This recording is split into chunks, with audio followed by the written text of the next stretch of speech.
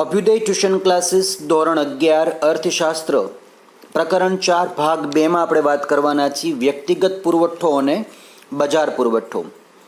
અર્થશાસ્ત્રના સિદ્ધાંતોમાં પુરવઠા સંબંધી અભ્યાસમાં બજાર પુરવઠાને ધ્યાનમાં લેવામાં આવે છે. બજારમાં મૂકવામાં આવતો પુરવઠો જુદા જુદા પરિબળોથી અસર પામતો હોય તે આપણે જોયું. વ્યક્તિગત પુરવઠો એટલે કે કોઈ એક ઉત્પાદક કે પેઢી દ્વારા બજારમાં જે ચીજ વસ્તુને જુદી જુદી કિંમતે વેચવામાં મૂકવામાં આવે તેને કહેવામાં આવે છે વ્યક્તિગત પુરવઠો.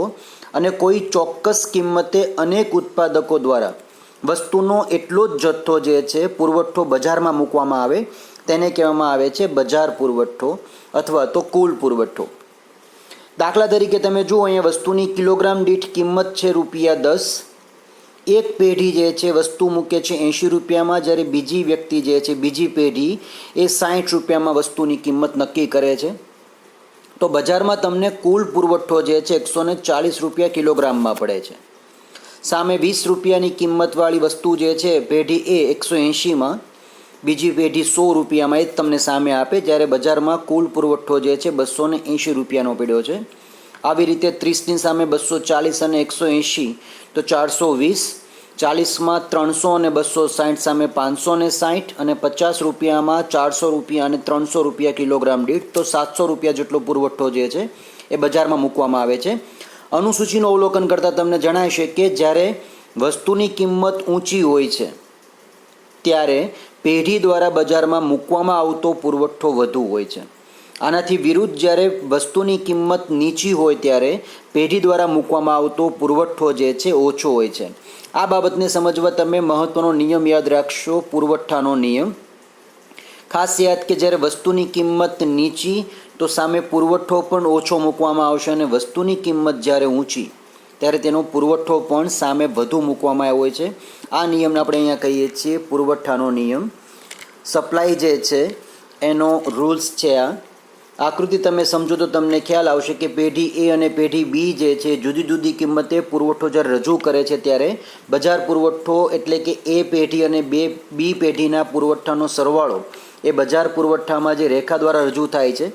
અનુસૂચિ પરથી તમને ખ્યાલ આવશે કે એ પેઢીની પુરવઠા રેખા અને બી પેઢીની પુરવઠા રેખાનું નિર્ધારણ જુદી જુદી આકૃતિ દ્વારા કરી શકાય. ઉપરાંત અનુસૂચિ મુજબ કુલ પુરવઠા રેખા એટલે કે બજાર પુરવઠા રેખાનું નિર્ધારણ પણ કરી શકાય છે. અહીં તમે જોઈ શકો છો 100 રૂપિયાની અંદર એ 10 રૂપિયા કિંમત નિર્ધારિત થાય, 200 પુરવઠો અહીંયા થાય તો 180 આસપાસ, બી 300 પાસે, 400 રૂપિયા પાસે. અહીંયા તમારી પાસે તમે આ જે કિંમત જોવો છો તે કિંમત અહીં નિર્ધારિત થાય છે, અને અહીંયા તમારી પાસે કુલ નક્કી થાય છે બજારની પુરવઠા રેખા. તો અહીંયા જે વાત થાય છે એસથી એસ સુધીનો જે ગ્રાફ થાય છે અહીંયા એ અપ થાય છે. ઉપયુક્ત અનુસૂચિ અને આકૃતિ પરથી એવું ફલિત તમે કરી શકો કે બંને પુરવઠા રેખા જેવી એ અને બી પેઢી તેમજ બજાર પુરવઠા રેખા ધનઢાળ ધરાવે છે. અહીંયા ઢાળ જે છે પોઝિટિવ છે, કારણ કે કિંમત વધશે તો પુરવઠો પણ સામે વધી ગયો છે, અને કિંમત ઘટે છે તો પુરવઠો પણ અહીંયા ઘટી જાય છે. આ તમામ પુરવઠા રેખા જે તે પેઢીએ બજારમાં વેચાણ અર્થે મૂકેલા પુરવઠાના પ્રમાણ અનુસાર બદલાતી રહેતી હોય છે, અને તેમાં ઢાળમાં ફેરફાર પણ થાય. પણ અહીં એક બાબત સર્વસામાન્ય છે કે પુરવઠા રેખાનો ઢાળ જે છે ધન હોય છે, પોઝિટિવ હોય છે. સતત વધતો હોય તો પછી જથ્થો જે છે જે રીતે ભાવ વધશે તે રીતે અહીંયા પુરવઠો વધુને વધુ બજારમાં ઠલવાતો જશે. પેઢીની પુરવઠા રેખા તમે જુઓ તો અહીંયા એ બી સી ડી ઈ, અહીંયા બી પેઢીની પુરવઠા રેખા છે. આપતા જોતા હતા એ હતી એ પેઢીની પુરવઠા રેખા. તો અહીંયા દરેકમાં વસ્તુ કોમન છે કે ઢાળ જે છે ધન જાય છે. બજારની દૃષ્ટિએ બજાર પુરવઠો કુલ જે જતો હશે એ પણ અહીંયા પોઝિટિવલી આવે છે. બીમાં પણ એ ઢાળ જે છે એ પોઝિટિવલી જશે. પુરવઠો કિલોગ્રામમાં આપેલો છે, જ્યારે બજાર રેખા તમે જુઓ તો સતત ઉપર વધતી જાય છે. જેમ કે ભાવ જે હતા એ વધ્યા હતા તો પછી પુરવઠો પણ બજારમાં સામે વધતો જ જતો હતો. એ તમે અહીંયા જોઈ શકો છો. બજારની પુરવઠા રેખા જે છે સપ્લાય ચેન એ અહીંયા કન્ટિન્યુ જે છે પોઝિટિવલી આગળ વધતી જાય છે. તો અહીંયા 3 તમારી પાસે જે ગ્રાફ છે બી પેઢી માટે અને એ પેઢી માટે, તો રજૂઆત જે થાય છે અહીંયા ટોટલી એ તમે જોશો તો તમને ખ્યાલ આવી જશે કે બજાર પુરવઠો જે છે વસ્તુનો કુલ એ પણ ભાવ વધવાની સાથે સતત વધતો જાય છે.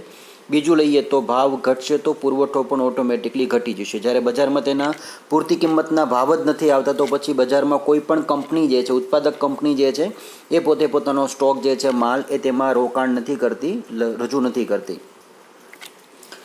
પુરવઠાના વિધેય શું છે? પુરવઠા વિધેય એટલે કોઈ એક વસ્તુ માટેના પુરવઠા ઉપર અસર કરતા પરિબળોની ગાણિતિક સ્વરૂપમાં રજૂઆત એટલે કે પુરવઠા વિધેય.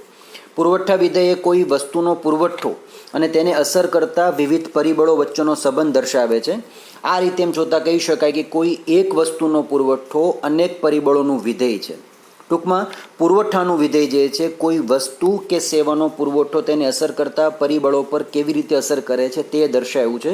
જે વિદ્યાર્થી મિત્રો પછી આગળ ઉપર કોલેજ કરશે, બીકોમ, બેચલર ઓફ કોમર્સ કરવા તમે આગળ જ્યારે વધશો તો તમારો જે સબ્જેક્ટ જે છે એ તમે જ્યારે ઇકોનોમિક્સ રાખશો ત્યારે તમારે આ તમામ જેટલા પણ તમે ધોરણ 11 અને 12માં વિધેય ભણવાના છો એ તમામ ફંક્શન્સ તમારે ત્યાં આગળ ઉપર ધોરણમાં સાબિત કરવાના છે અને વિવિધ કિંમતો લઈને તમારે તે નિર્દેશ જે છે એ તમારે બતાવવાનો થશે.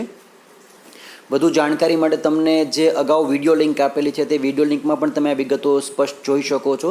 ઉપરાંત તમે જ્યારે ગૂગલ સર્ચ કરશો કે જેમાં લખશો અહીંયા કે supply functions by graphical presentation અથવા તો એનિમેટેડ, તો તરત તમને આ પ્રકારની જે રજૂઆતો જે છે, જે રીતે યુનિવર્સિટીઓની અંદર ભણાવવામાં આવે છે એ પ્રમાણેની રજૂઆત તમને ત્યાં જોવા જાણવા મળશે.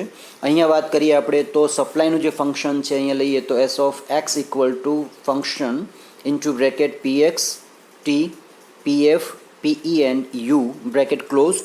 તો અહીંયા એસએક્સ જે છે એક્સ વસ્તુનો પુરવઠો છે જેમાં સપ્લાય ઓફ એક્સ કીધી છે.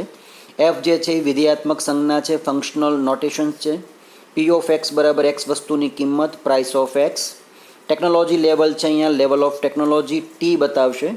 પી ઓફ ઈ જે છે એફ એ બતાવશે ઉત્પાદનના સાધનોની કિંમત, ફેક્ટર ઓફ પ્રાઇસ. પીઈ જે છે ભવિષ્યની કિંમત અંગેની અટકળો છે, એક્સપેક્ટેશન રિગાર્ડિંગ ફ્યુચર પ્રાઇસીસ. અને યુ જે છે બધા અધર ફેક્ટર્સ છે, અનનોન ફેક્ટર કે જે તમને ખ્યાલ નથી. તો આ બધા પરિબળોના આધારે પુરવઠા વિધેય જે છે સાબિત થાય છે. પુરવઠાનો નિયમ શું કહે છે? લો ઓફ સપ્લાય શું છે? માંગની જેમ પુરવઠાને પણ ચોક્કસ કિંમત અને ચોક્કસ સમયગાળા સાથે સંબંધ છે. તેથી અન્ય પરિબળો યથાવત રહે તો વસ્તુની કિંમતમાં વધારો થાય તો પુરવઠાનું વિસ્તરણ થાય છે અને વસ્તુની કિંમત ઘટતા પુરવઠાનું સંકોચન થાય છે. આમ વસ્તુની કિંમત અને પુરવઠા વચ્ચે ધન સીધો સંબંધ છે જેને અર્થશાસ્ત્રમાં પુરવઠાના નિયમ તરીકે ઓળખવામાં આવે છે. એકવાર ફરીથી, માંગની જેમ પુરવઠાને પણ ચોક્કસ કિંમત અને ચોક્કસ સમયગાળા સાથે સંબંધ છે. અન્ય પરિબળો યથાવત રહેતા હોય તો વસ્તુની કિંમતમાં વધારો થાય તો પુરવઠો વધે છે, કિંમત ઘટશે તો પુરવઠો સંકોચન પામશે. જે નિયમ છે પુરવઠાનો નિયમ. પુરવઠાના નિયમને સમજતા પહેલાં પુરવઠાના નિયમની અમુક ધારણાઓ તમારે સમજવી જરૂરી છે. આ ધારણાઓ છે તમને આપેલી અહીંયા મુખ્ય 5. કિંમત અને પુરવઠા વચ્ચેનો સંબંધ કેટલીક ધારણાઓ પર રચવામાં આવેલો છે. પુરવઠાને અસર કરતા વિવિધ પરિબળો પૈકી કિંમત સિવાયના પરિબળોને સ્થિર ધારવામાં આવે તો માત્ર વસ્તુની કિંમત અને તેના પુરવઠા પર ધ્યાન કેન્દ્રિત કરવામાં આવે તો પુરવઠાનો નિયમ તારવી શકાય.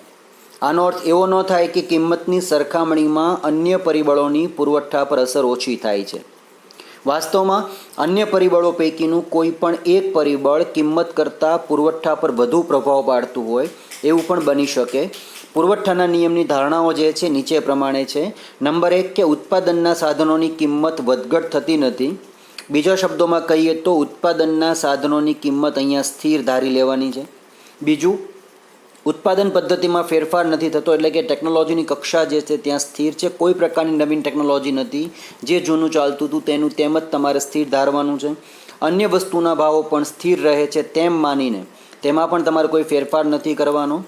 બજારમાં ભવિષ્યની કિંમત અંગેની તમારે અટકળ જે છે તમારે સ્થિર ધારવાની છે કે કશી પણ કિંમત 2 વર્ષ પછી કે 2 મહિના પછી અથવા 2 અઠવાડિયા પછી કે 2 દિવસ પછી કિંમત વધવાની છે અથવા ઘટી જવાની છે એવી કોઈ અટકળ નથી લેવાની.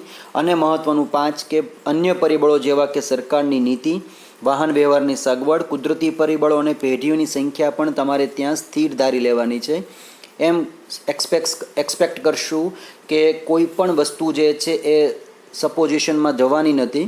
તમારે બધી જ વસ્તુઓ જે છે ત્યાં સ્ટીલ ધારી લેવાની છે. તો પછી આપણને અહીંયા પુરવઠાનો જે નિયમ છે કિંમત વધારો તો પુરવઠો જે છે વધી જશે અને કિંમત ઘટશે તો પુરવઠો પણ ઘટી જશે. આ સીધો રૂલ્સ જે છે એ લાગુ પડે છે પુરવઠાના નિયમ તરીકે.